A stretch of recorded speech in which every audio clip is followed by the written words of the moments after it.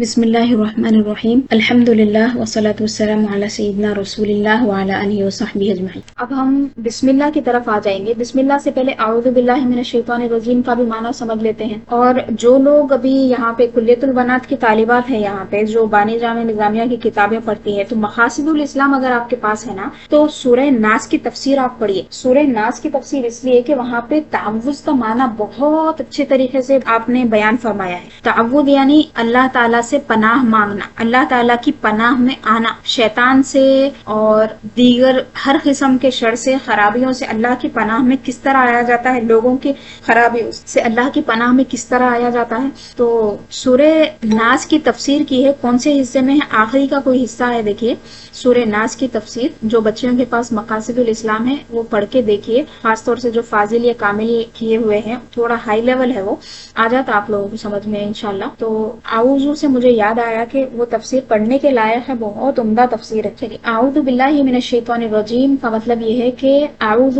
میں پناہ مانگتا ہوں، باللہ کا مطلب کیا ہوا؟ لفظی تو نہیں کریں گے، اللہ کی مدد کے ساتھ کہیں۔ من الشیطان الرجیم، شیطان سے جو مردود ہے، رجیم کا مطلب ہے مردود ہے، دھتکارا ہوا ہے، اللہ کے رحمت سے دور کیا ہوا ہے۔ من الشیطان، شیطان سے۔ اب دیکھیے یہاں پہ تفسیر کے بارے میں نے آپ کو یہ بتایا تھا کہ جو لوگ صرف لفظی ترجمہ کر لیتے ہیں، ان لوگوں کے ترجمے سے کیا خرابی آتی ہے۔ اب دیکھیے آپ، باللہ، بے کا معنی اگر آپ کو ہم اردو میں بتائیں تو با کا معنی ہے ساتھ یا ذریعے، من کا معنی ہے سے۔ اب آپ باللہ، اللہ سے، من الشیطان، شیطان سے، لفظی ترجمے میں تو یہی کریں گے آپ، لیکن آپ کو مطلب سمجھانے کے لیے ہم یہ بولے کہ میں اللہ کی پناہ مانگتا ہوں شیطان مردود سے، یا پھر میں اللہ تعالیٰ کی مدد سے اس کی پناہ میں آتا ہوں شیطان مردود کے شر سے یا شیطان مردود سے۔ تو لفظی ترجمہ کرنے سے آدمی کو مفہوم سمجھ میں نہیں آتا۔ من کا معنی بھی سے ہوگا، ان کا معنی بھی سے ہوگا، بی کا معنی بھی سے ہوگا، یعنی بی سے مراد بازر بی، حروف جارہ میں سے ہے۔ تو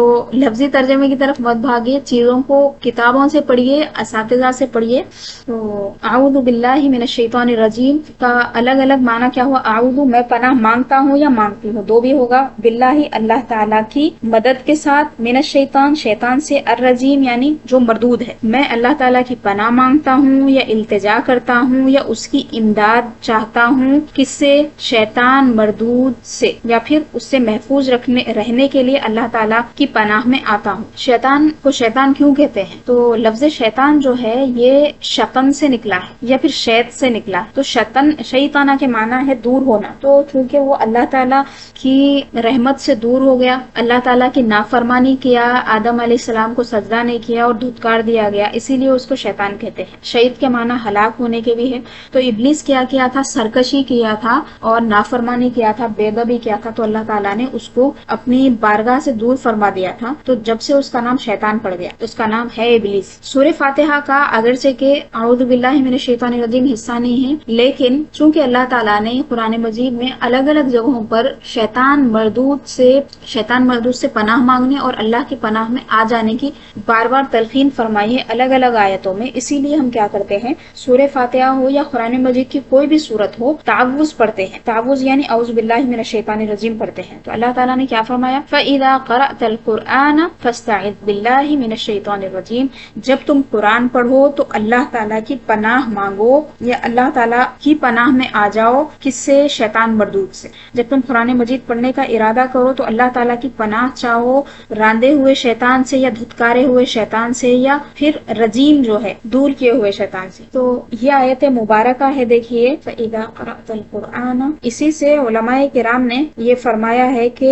قرآن مجید سے پہلے، قرآن مجید کی تلاوت کرنے سے پہلے آپ کو تعوذ پڑھنا ضروری ہے، واجب ہے۔ بسم اللہ پڑھنا تو سنت ہے، لیکن تعوذ پڑھنا ضروری ہے، کیونکہ شیطان کیا کرتا ہے، اس میں کوئی معنی ملا کے خرابہ کر دیتا۔ تو سورہ نحل کی آیت کے بعد والی آیت کیا ہے؟ 99 میں، اِنَّهُ لَيْسَ لَهُ سُلْطَانٌ، بے شک شیطان کو کوئی سلطان نہیں ہے، یعنی پھر قبضہ نہیں ہے، اس کی حکومت نہیں چلتی ہے۔ کن لوگوں پر؟ عَلَى الَّذِينَ آمَنُوا، ان لوگوں پر جو ایمان لاتے ہیں، وَعَلَى رَبِّهِمْ يَتَوَكَّلُونَ، اور اپنے رب پر توکل کرتے ہیں، بھروسہ کرتے ہیں۔ اس کے بعد فرمایا انما سلطانہ علی الذین یتولون، شیطان کی ان لوگوں پر چلتی ہے جو کیا کرتے ہیں، اس کو اپنا دوست بناتے ہیں۔ شیطان کو جو اپنا ولی سمجھتے ہیں یا مددگار سمجھتے ہیں، ان لوگوں پر شیطان کی چلتی ہے۔ اور وہ لوگ کون ہیں؟ والذین ہم بہ مشرکون، اور وہ کیا کرتے ہیں شرک کرنے والے ہیں. تو یہاں پر تعوذ کی جب بات آئی، تعوذ کے ساتھ دو چیزوں کی بات آئی کہ شیطان سے پناہ مانگی جائے جب بھی قرآن مجید کی تلاوت کی جائے. اس کے بعد کی دو آیتوں میں یہ بیان کیا گیا کہ شیطان کا زور انہی پر چلتا ہے جو شرک کرنے والے ہیں، شیطان کو اپنا دوست بنائے ہوئے ہیں، جو لوگ اللہ کو اپنا ولی بنائے ہوئے ہیں، ایمان لانے والے ہیں، اللہ پہ بھروسہ رکھنے والے ہیں، وہ لوگوں پر شیطان کا زور نہیں چلتا. تو یہ ایک ہو گئی تعوذ والی آیت. اور دو جگہوں پہ آیا ہے، اس کو بھی ہم پڑھیں گے. وَإِمَّا يَنزَغَنَّكَ مِنَ الشَّيْطَانِ نَزْغٌ فَاسْتَعِذْ بِاللَّهِ إِنَّهُ هُوَ السَّمِيعُ الْعَلِيمُ. یہاں پہ کیا فرمایا؟ اگر شیطان تمہیں ڈنک مارے، ینزغنک یعنی تمہیں شیطان اگر ڈنک مارے یعنی دل میں کوئی وسوسہ ڈالے، شیطان دل میں اگر کوئی وسوسہ ڈالے تو تم کیا کرو؟ اللہ تعالی کی پناہ میں آ جاؤ، یا پھر اللہ تعالی سے پناہ مانگو شیطان کی. انہ هو السمیع العلیم، بے شک وہ سننے والا ہے اور جاننے والا ہے. یہاں پہ دیکھیے اللہ تعالیٰ نے کیا فرمایا؟ اللہ کی پناہ میں آ جاؤ، بے شک اللہ سننے والا ہے اور جاننے والا ہے. کب کرنا ہے پناہ؟ کب؟ ایک جگہ تو یہ فرمایا کہ جب قرآن مجید پڑھو تو اعوذ باللہ من الشیطان الرجیم پڑھو. یہ والی آیت میں کیا فرمایا؟ سورہ اعراف آیت نمبر 200 وَإِمَّا يَنزَغَنَّكَ. تو یہاں پہ کیا فرمایا؟ شیطان جب تمہارے دل میں وسوسہ ڈالے تو جب تم اعوذ باللہ پڑھو. تو اعوذ باللہ پڑھنے کے الگ الگ وقت ہیں، الگ الگ حالتیں ہیں. ایک تو آپ جب بھی تلاوت قرآن کریں گے آپ کو تعوذ پڑھنا ہے. دوسری بات شیطانی کوئی وسوسہ آ جائے جب بھی تعوذ پڑھنا ہے. تیسری بات اگر غصہ آ جائے یا پھر بہت زیادہ بھڑک جائے تو ویسے موقع پہ اعوذ باللہ پڑھنا چاہیے. ایک شخص بہت غصے کی حالت میں تھا اور اس کی رگیں کھلی ہوئی، تو رسول اللہ صلی اللہ علیہ وسلم نے فرمایا انی لأعلم کلمۃ لو قالها لذهب عنه ما یجد. بے شک میں ایک ایسا کلمہ جانتا ہوں کہ اگر وہ اس کلمے کو کہے گا تو اس کی یہ جو کیفیت ہے وہ کیفیت دور ہو جائے. پھر اس کے بعد فرمایا اگر وہ اعوذ باللہ من الشیطان الرجیم کہے گا تو اس کی یہ حالت دور ہو جائے گی. لذهب عنه ما یجد لو قال اعوذ باللہ من الشیطان الرجیم لذهب عنه ما یجد او کما قال صلی اللہ علیہ وسلم. اگر یہ تعوذ پڑھے گا، اعوذ باللہ من شیطان رجیم پڑے گا تو اس کی کیفیت دور ہو جائے گی. تو یہ آپ لوگوں کے لیے بھی، سب کے لیے یہ نسخہ ہے غصہ بھگانے کا. غصہ دور کرنے کی تو بہت ساری چیزیں ہیں. آپ ٹھہرے ہوئے ہیں تو بیٹھ جانا ہے، بیٹھے ہوئے ہیں تو لیٹ جانا ہے، پانی پینا ہے، وضو کرنا ہے، یہ سب چیزیں ہیں احادیث سے ثابت ہے. لیکن یہ بھی ایک اہم ترین نسخہ ہے کہ اگر آپ کو غصہ آ جائے تو آپ لا حول پڑھیں، اعوذ باللہ من الشیطان الرجیم پڑھیں. کیونکہ غصہ جو ہے وہ گرمی کی وجہ سے ہوتا ہے. گرمی کس سے ہے؟ آگ سے. شیطان بھی آگ سے بنا ہوا، تو یہ شیطان کی طرف سے ہوتا ہے غصہ. تو اس کو دور کرنے کے لیے آپ کو تعوذ پڑھنا چاہیے، اعوذ باللہ پڑھنا چاہیے. شیطان کو جو یہاں پہ رجیم فرمایا گیا، اعوذ باللہ من الشیطان الرجیم میں بھی رجیم ہے اور بھی جگہ فرمایا گیا. کب ہوا تھا وہ رجیم؟ اللہ تعالیٰ نے فرمایا فخرج منہا، اس کو جنت سے نکال دیا گیا. فرمایا گیا کہ تو اس سے نکل جا، فإنک رجیم، بے شک دور کیا ہوا ہے، مردود ہے، وإن علیک لعنتی الی یوم الدین، قیامت کے دن تک میری لعنت ہے تجھ پر. تو قیامت کے دن تک اللہ تعالیٰ کی جس پہ لعنت ہے، دھکارا ہوا ہے، اس کو بولتے ہیں رجیم. تو ایک چیز کا یہاں پہ آپ لوگ لحاظ رکھیے کہ ہم لوگ عام طور پہ بعض عورتیں، خواتین غصے میں بچوں کو بول دیتے ارے شیطان ہے یہ شرارت کرتا، یا پھر بولتے شیطان مردود ہے فلاں. تو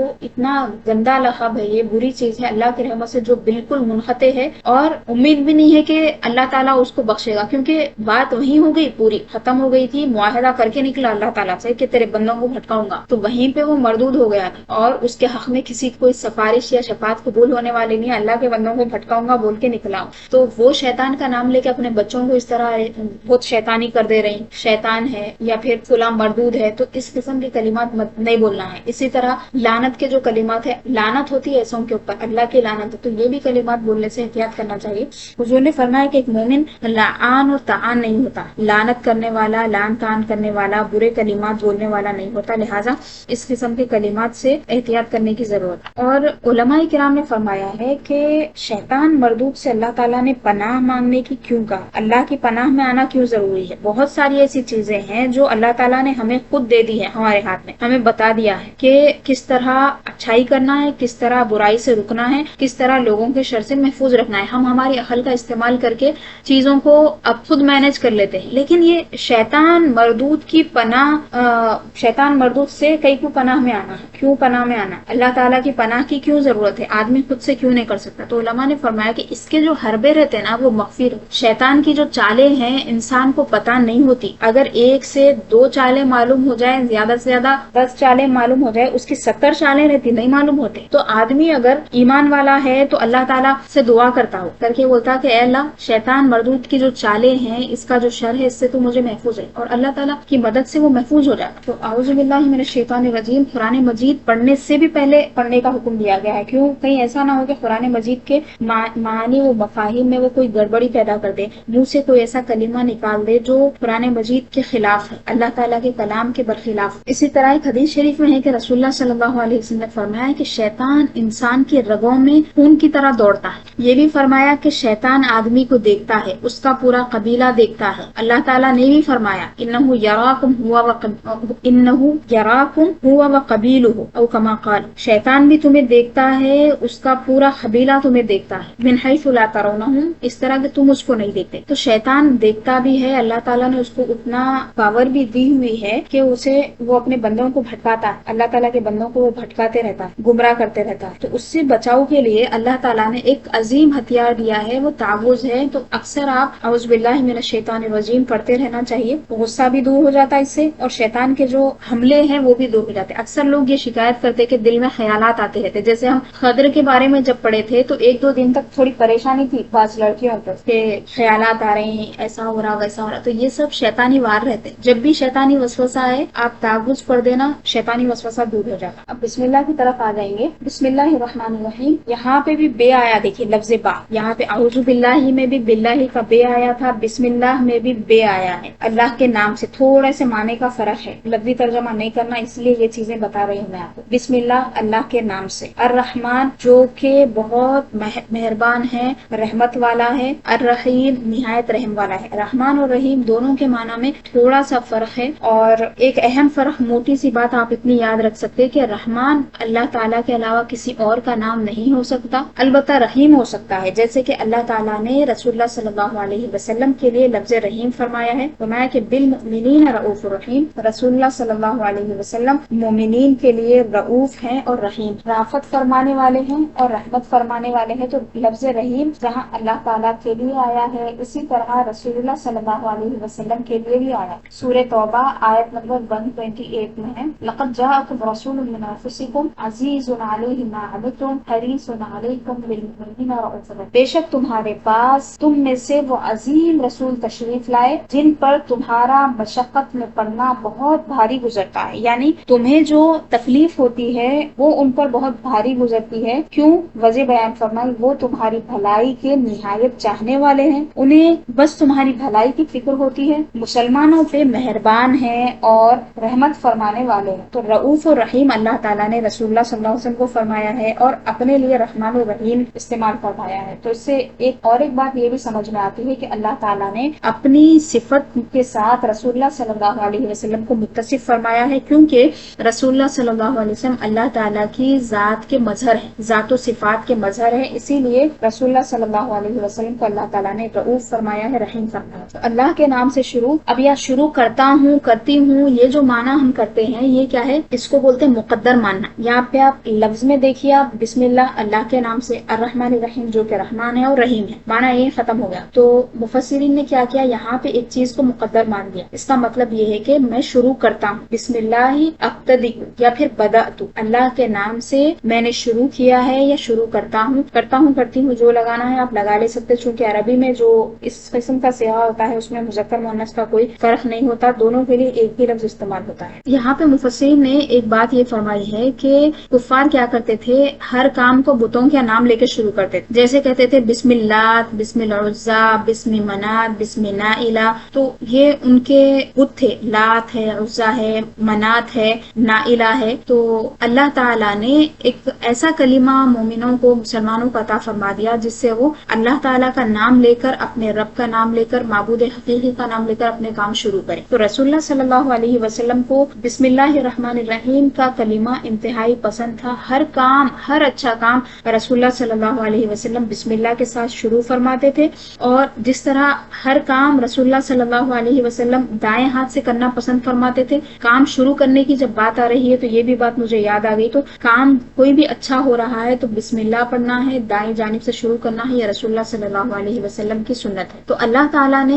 مشرکین کے اس عمل کے رد میں، مشرکین چونکہ اپنے بتوں کا نام لیتے تھے، تو اللہ تعالیٰ نے مومنین کو سکھایا کہ وہ جب کوئی کام کریں تو اللہ تعالیٰ کے نام سے شروع کریں، بسم اللہ الرحمن الرحیم کہہ کے شروع کریں۔ رسول اللہ صلی اللہ علیہ وسلم نے ارشاد فرمایا کہ کل امر ذی بال لم یبدأ بسم اللہ او بحمد اللہ فہو اخطا او فہو اجزم۔ حدیث شریف کے کلمات ہیں، حضور نے فرمایا کہ ہر وہ کام جس کے شروع میں بسم اللہ نہ پڑھی جائے یا پھر الحمدللہ نہ پڑھی جائے تو وہ کیا ہوتا ہے؟ بے برکت ہوتا ہے، اس میں برکت نہیں ہوتی، ادھورا ہو جاتا ہے وہ کام۔ تو اس لیے کام شروع کرنے سے پہلے بسم اللہ پڑھنا ہے۔ یہاں تک کہ رسول اللہ صلی اللہ علیہ وسلم نے فرمایا کہ دروازہ بند کرو تو اللہ کا نام لو، یعنی بسم اللہ کہو، چراغ بجھاؤ تو بسم اللہ کہو، یعنی یہ زمانے میں چراغ تو نہیں ہے، سوئچ آن یا آف کرتے وقت لائٹ کا بسم اللہ کہنا ہے۔ برتنوں کو ڈھانپنے کا حکم دیا رسول اللہ صلی اللہ علیہ وسلم، بسم اللہ کہہ کے۔ اسی طرح مشکیزہ باندھنے کا، مشکیزہ نہیں رہا، بوٹل آپ کھول رہے ہیں بند کر رہے ہیں تو اس میں بسم اللہ بولنا ہے۔ تو ہر کام میں، چھوٹے چھوٹے کاموں میں بسم اللہ کہنے کا فرمایا ہے۔ یہاں تک کہ کھانا کھاتے وقت میں، نوالا اٹھاتے وقت میں بسم اللہ کہنے کا حکم دیا ہے۔ کام چھوٹا ہو یا بڑا ہو، ہر کام بسم اللہ سے کیا جائے تاکہ کام میں برکت ہو، آسانی ہو اور جو مشکلیں ہیں وہ دور ہو۔ علماء کرام نے باضابطہ بسم اللہ پہ کتابیں لکھی ہیں، عرب علماء نے بھی لکھی ہے۔ ہمارے علماء میں سے اگر دیکھیں تو ایک کتاب بہت پیاری بسم اللہ کے فضائل پہ لکھی تھی، مولانا عبدالصمد اشرفی نام ہے ان کا، جامعہ نظامیہ کے استاد تھے، ابھی انتقال ہوا، 1-2 ہفتے پہلے انتقال ہوا کہ اللہ تعالیٰ مغفرت فرمائے حضرت کی۔ اور ممکن ہو تو آپ لوگ ایک بار سورہ فاتحہ، فلق، ناس اور قل هو اللہ درود شریف پڑھ کے ایصال ثواب کر دیجیے۔ بہت پیاری کتاب تھی بسم اللہ کے فضائل پہ، اگر ملے تو آپ لوگ خریدیے اس کو۔ مولانا عبدالصمد شرفی ہے رحمۃ اللہ علیہ، اللہ تعالیٰ مغفرت فرمائے اور درجات بلند فرمائے۔ کھانے پہ بسم اللہ پڑھنے کی جو بات آ رہی تھی اس پہ ایک بات میں آپ کو بتاتی ہوں۔ حضور اکرم صلی اللہ علیہ وسلم نے فرمایا کہ جس کھانے پہ بسم اللہ نہ پڑھی جائے، لم یذکر اسم اللہ علیہ، جس پہ اللہ کا نام نہ لیا جائے، بسم اللہ جس پہ نہ پڑھی جائے، تو فرمایا کہ شیطان وہ کھانے کو اپنے لیے حلال کر لیتا ہے۔ حلال کرنے کا کیا مطلب ہوا؟ یعنی شیطان وہ کھانا کھا لیتا ہے۔ جب آپ بسم اللہ پڑھتے ہیں تو شیطان کے لیے وہ کھانا حرام رہتا ہے، وہ کھانے کو ہاتھ نہیں لگاتا، لیکن اگر آپ بسم اللہ پڑھ لیں تو اس کے لیے وہ کھانا حرام ہو جاتا ہے۔ ایک جگہ رسول اللہ صلی اللہ علیہ وسلم نے یہ بھی تعلیم فرمائی ہے کہ اگر وہ کھانا کھانے سے پہلے بسم اللہ کہنا بھول جائے، بسم اللہ الرحمن الرحیم کہنا بھول جائے، تو کیا کرے؟ جب بھی اسے یاد آئے بسم اللہ اولہ آخرہ پڑھ لے۔ اس پڑھنے سے ہوتا کیا ہے کہ کھانے کی جو برکت چلی گئی تھی وہ برکت لوٹ جاتی اور شیطان کھانے سے علیحدہ ہو جاتا اور آدمی سیرابی کی کیفیت محسوس کرتا، یعنی کھانے کے بعد اس کو ایسا نہیں لگتا کہ میں کچھ بھی نہیں کھایا۔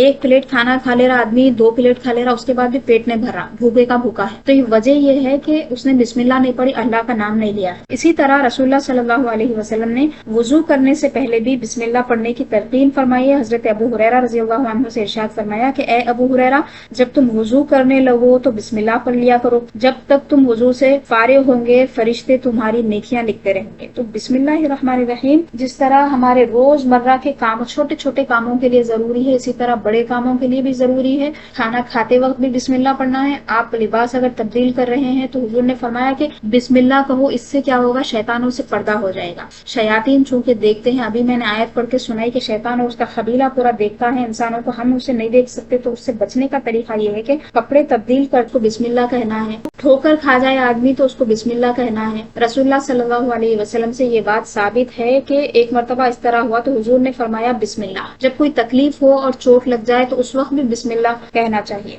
تفاسیر کو دیکھیں تو تفصیل بہت زیادہ ہے، اس پہ اختصار کرتے ہوئے تھوڑا آگے بڑھیں گے۔ حضرت شاہ عبد العزیز رحمۃ اللہ علیہ اپنی تفسیر میں تحریر فرماتے ہیں کہ اللہ تعالیٰ نے اپنی تمام کتابوں کے علوم قرآن مجید میں رکھ دیے ہیں، یعنی اللہ تعالیٰ کی تمام کتابوں کے علوم جو ہیں وہ قرآن مجید میں موجود ہیں، اور تمام علوم قرآن مجید کے تمام علوم سورہ فاتحہ میں ہیں، اور تمام علوم سورہ فاتحہ بسم اللہ میں ہیں، اور یہاں تک لکھا کہ تمام سورہ فاتحہ کا خلاصہ با کے اندر ہے۔ اس کا مطلب یہ ہے کہ یہ جو تفسیر اشاری ہوتی ہے یا پھر صوفیاء کرام کی جو تفسیریں ہوتی ہے اس میں انہوں نے اس بارے میں مباحث مباحث کی ہیں، بہت تفصیلی مباحث کی ہیں کہ کس طرح سے سورہ فاتحہ پوری قرآن کا جامع ہے. اللہ تعالیٰ نے تمام مضامین قرآن کو سورہ فاتحہ میں جمع فرما دیا. پہلی والی چیز ہے اللہ کی رحمتوں کو قریب کرنے والی چیز ہے، اس کو آپ لازم کر لیجئے. ویسے تو گھروں میں ہمارے یہ مزاج ہے اللہ کے فضل و کرم سے کہ اکثر چیزوں پہ بسم اللہ کہہ کے کہتے ہیں، لیکن اگر زور سے تھوڑا بول دیں، کوئی بھی کام آپ کر رہے ہیں بسم اللہ کہہ کے بول دیں تو سننے والے کو بھی تھوڑی ترغیب ہو جاتی. تو اس کی عادت ڈالیے. اللہ تعالیٰ اس کے فضائل سے ہمیں سرفراز فرمائے. اور حضرت سلیمان علیہ السلام کا واقعہ تو آپ نے پڑھا ہوگا، سنا ہوگا کہ جب انہوں نے ملکہ سبا یعنی بلقیس کو خط لکھا تھا تو اس میں کیا لکھا تھا؟ انہ من سلیمان و انہ بسم اللہ الرحمن الرحیم. تو اس کی برکت کیا ہوئی؟ انہوں نے اس میں لکھا کہ یہ سلیمان کی طرف سے ہے اور یہ جو خط ہے وہ اللہ کے نام سے شروع کیا جا رہا ہے جو رحمان الرحیم ہے. اس کی برکت کیا ہوئی؟ مفسرین نے لکھا کہ اس کی برکت سے ملکہ جو تھی بلقیس وہ نکاح میں بھی آ گئی، پورا ملک حضرت سلیمان علیہ السلام کے قبضے میں آ گیا. تو یہ بسم اللہ الرحمن الرحیم کی برکت تھی. حضرت عمر فاروق رضی اللہ عنہ کا بھی واقعہ ہے کہ انہوں نے روم کے بادشاہ ہرقل کو خط لکھا، اس کو سر میں درد کی شکایت تھی. تو حضرت عمر نے کیا کیا؟ ایک کاغذ پر بسم اللہ الرحمن الرحیم لکھا اور اس کی ٹوپی میں رکھ دیا. وہ جب بھی ٹوپی پہنتا تھا اس کا سر درد کم ہو جاتا تھا. تو سر درد کے جو تعویذات ہیں اس میں اہم ترین بسم اللہ الرحمن الرحیم. بسم اللہ لکھا بھی جاتا ہے، بسم اللہ پڑھ کر بھی پھونکا جاتا ہے. صرف سر درد میں بہت ساری بیماریاں دور ہوتی ہیں. حضرت خالد بن ولید رضی اللہ عنہ کا تو واقعہ ہے کہ انہوں نے زہر کو پی لیا تھا بسم اللہ کہہ کے، زہر اثر ہی نہیں کیا. تو بسم اللہ الرحمن الرحیم کے چند فضائل اور اس کے متعلق چند روایات ہم پڑھے، اور تعوذ کے بارے میں بھی ہم نے پڑھا. تعوذ کہتے ہیں اعوذ باللہ من الشیطان الرجیم کو، تسمیہ کہتے ہیں بسم اللہ الرحمن الرحیم کو. ان دونوں کے بارے میں پڑھا. وصلی اللہ تعالی علی خیر خلقہ سیدنا محمد و آلہ و صحبہ اجمعین والحمد للہ رب العالمین.